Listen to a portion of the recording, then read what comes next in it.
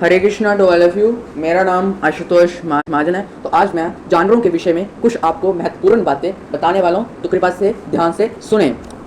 कुछ लोग गौ माता को सर्वश्रेष्ठ दर्जे का मानते हैं और मानना भी चाहिए, नो डाउट मानना भी चाहिए। और कुछ लोग गौ माता को सर्वश्रेष्ठ बताते बताते कुत्ते और बिल्ली और बाकी जानवरों को निम्न दर्जे का मानते हैं। वो बोलते हैं इन जानवरों की कोई वैल्यू नहीं है, इनको अपने घर रखना नहीं चाहिए, ना कुत्तों को रखें, ना सुअरों को रखें, ना बिल्लियों को रखें तो रखें, सिर्फ गौ माता को रखें। गौ माता की जय हो। ठीक है, मैं भी गौ माता की जय हो बोलता हूँ, गौ माता की जय हो, गौ माता की जय हो, गौ माता की जय हो। पर मुझे एक शिकायत है। शिकायत ये है कि बाकी जानवरों के साथ इतना पक्षपात क्यों किया जा रहा है, बाकी जानवरों के साथ इतना भेदभाव क्यों किया जा रहा है। मुझे इस चीज से शिकायत है कि आप गौ माता को सर्वश्रेष्ठ दर्जे का रख रहे हो और कुत्ते और बिल्ली को टांग मारे हो। ये कौन सा लॉजिक है, ये कौन सा तथ्य है?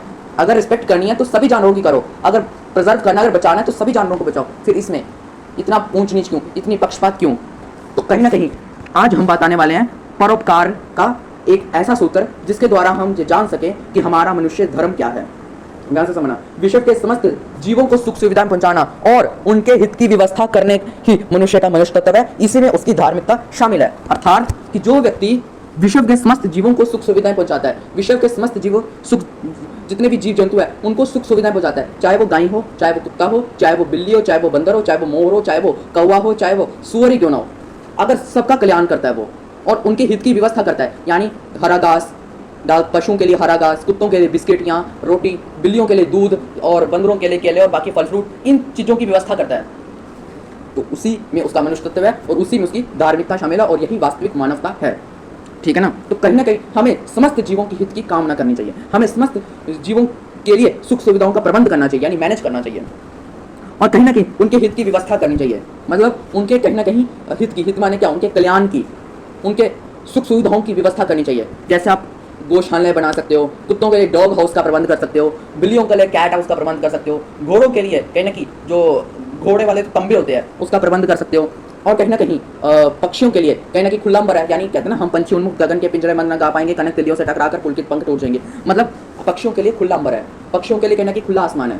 तो कहीं ना कहीं हमें ये सोचना चाहिए कि हम किस तरह से जानवरों की रक्षा करें। आज के टाइम में हर जानवरों को, चाहे आप किसी भी जानवर को ले लीजिए, उसकी हत्या की जा रही है, किसी भी जानवर को मारा जा रहा है, किसी भी जानवर की शरेआम खुलेआम हत्या हो रही है। तो कहीं ना कहीं हमें इस हत्या को रोकनी है। इसलिए कहीं ना कहीं जो जानवरों की हत्या करता है, जो जानवरों को कष्ट देता है, तो भाई तुम इसका मतलब पर्यावरण को भी कष्ट दे रहे हो। ठीक है ना?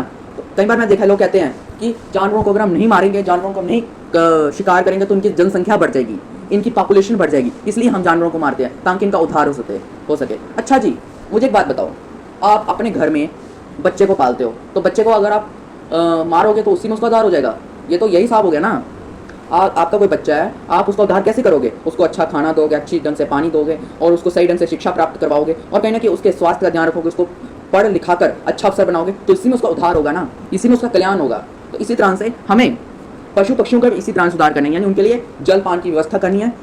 पक्षियों के लिए आप 1 लोटा जल रख सकते हो, ठीक है ना, और थोड़े से मतलब जो होते हैं ना अनाज, सतनाज, वो रख सकते हो। और गायों के लिए आप पानी और हरे घास की व्यवस्था करो, कुत्तों के लिए आप बिस्किट और पेडिग्रीज की व्यवस्था करो, बिल्ली के लिए, बिल्ली मौसी के लिए दूध की व्यवस्था करो, कुत्तों के लिए भी दूध की व्यवस्था करो, हर एक चीज़ की व्यवस्था करो और पक्षियों को खुला अंबर में रहने दो। अब प्रश्न उठता है कि हमें कौन से जानवरों को अपने घर में पालना चाहिए और कौन से जानवरों की सेवा करनी चाहिए। इसमें हम विज्ञान का सहारा लेते हैं।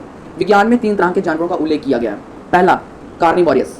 कार्निवोरस वह जानवर होते हैं जो मांस पर डिपेंड रहते हैं, जो मीट पर डिपेंड रहते हैं, is depend upon the meat, is called carnivorous animal. Herbivorous, जो घास फूस पर, पत्तों पर डिपेंड रहते हैं, it depends upon leaves and grass, इसको बोलते हैं herbivorous. Omnivorous, it depend upon both like meat and green grass, जिसमें आपके डॉग्स भी आते हैं। तो अगर आप हर्बीवोरस और ओमनीवोरस को रखते हो तो बेटर रहेगा। कार्निवोरस के लिए खुला जंगल पर्याप्त है, लेकिन आज के टाइम में हम लोग इतने स्वार्थी हो चुके हैं कि हम जंगलों को भी काट रहे हैं, तभी जानवर हमारे शहरों में आते हैं और फिर हम डर जाते हैं। भाई अब आप जंगल उनके काट रहे हो, उनका जो रहने सहने का घर है उसको तबाह करते जा रहे हो, फिर उन्होंने तो आपके घर में आना ही आना है। ऐसा अगर आप उनके घर को ठीक ठाक रखोगे तो फिर वो अपने घर में मस्त रहेंगे।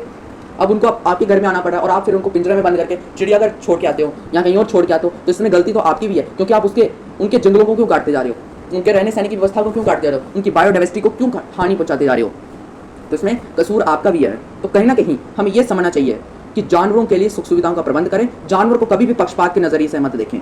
ठीक है ना? जानवरों के साथ कभी पक्षपात मत करें, जानवरों के साथ हमेशा इक्वालिटी रखें। जो जानवर हमारे शास्त्रों में घर में रखने लायक है, या विज्ञान में जो हमारे कुछ जानवर जो रखने लायक है उनको रखें, और जो जानवर रखने लायक नहीं है उनको बाहर छोड़े, लेकिन उनको भी कष्ट ना दें। उनका भी शिकार ना करें, उनको भी ना मारे, और जो जानवर घर में रहने लायक हैं उनको भी कष्ट ना दें। मेन बात है डोंट हर्ट द एनिमल्स, जानवरों के साथ कभी भी पंगेबाजी या जानवरों को कभी कष्ट ना दें, ठीक है ना। तो ये आपको विशेष रूप से ध्यान रखना है, ठीक है ना। तो आशा करता हूँ आपको समझ आ चुकी है। तो धन्यवाद, टेक केयर, हरे कृष्णा। अपने और अपने परिवार का ध्यान रखें। हरे कृष्णा।